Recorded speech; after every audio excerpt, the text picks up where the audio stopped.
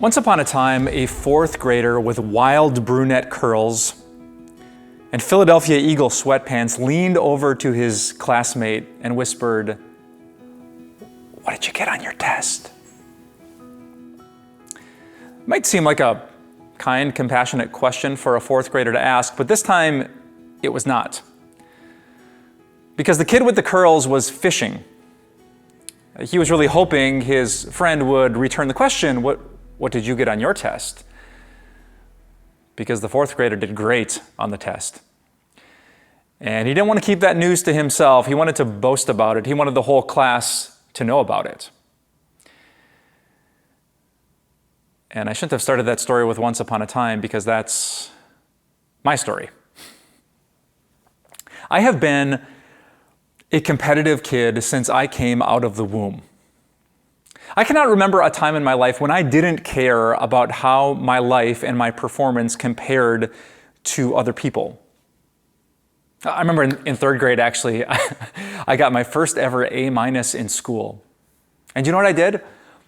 I somehow dragged my mother to my third grade teacher to try to convince her to drop the minus so I could hold on to just the A. I remember in fourth grade not just comparing test scores, but comparing with my friends who had scored the most individual points on our dinky grade school basketball team.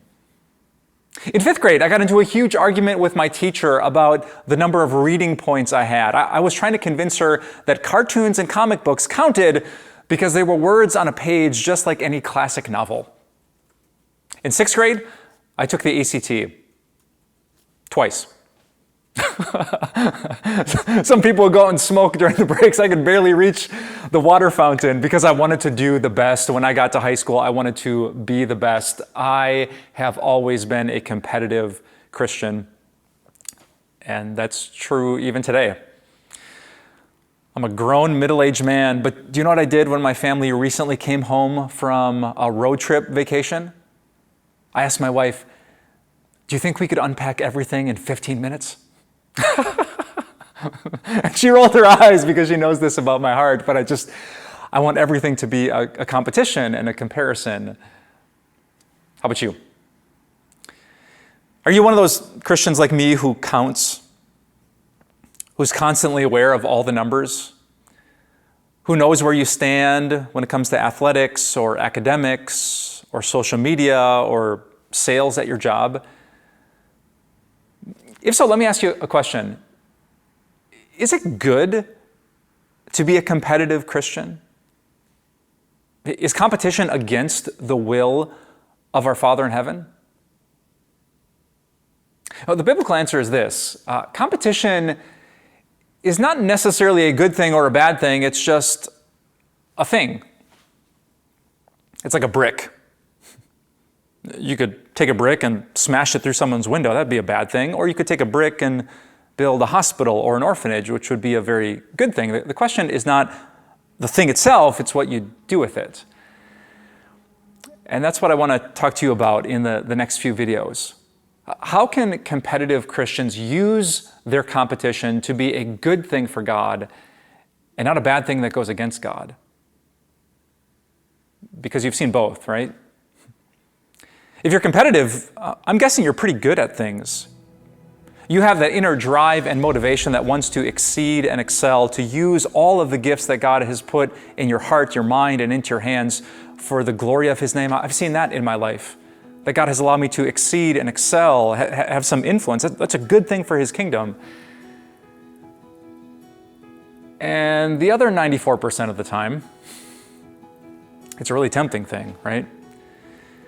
That when we don't compare well, we mope and we pout.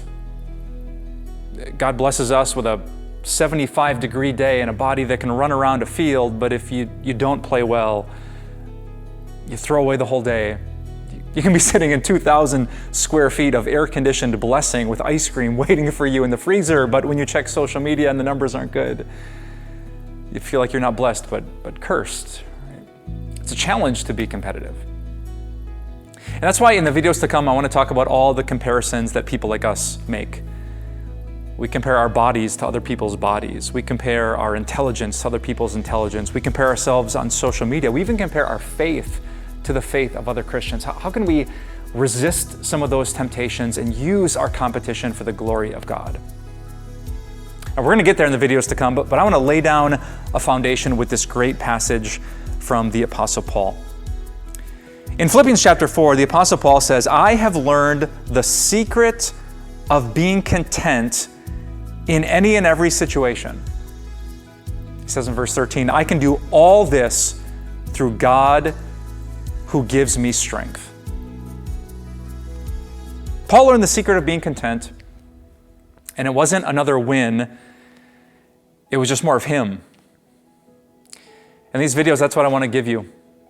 Not tips so that you can outcompete your closest neighbor. I want to give you more of God and convince you that He is infinitely better than any comparison this world has to offer. So, fellow competitor, take a deep breath. You can be content today no matter what the numbers say, because you have God. And God, He is all that you need. Did you enjoy this video? If so, we would love to share even more Jesus with you, even if you have a busy, on-the-go kind of life. Just click here and you can find the audio version for this podcast, along with all the other podcasts that Time of Grace offers.